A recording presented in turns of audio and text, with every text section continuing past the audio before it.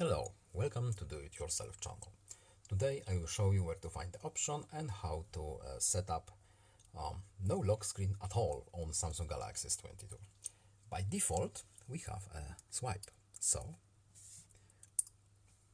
we have this. When we push a button we have a little screen here and we need to swipe to open our phone. How to change it? We need to go to settings, then we have lock screen options here, and at the top we have a different patterns, different types. For example, pattern, so we need a drawing here, pin, digits only. Here we have also password, digits and letters, and we have none, so no lock screen at all. So when we turn it off and back on, we don't have any swipe, nothing at all.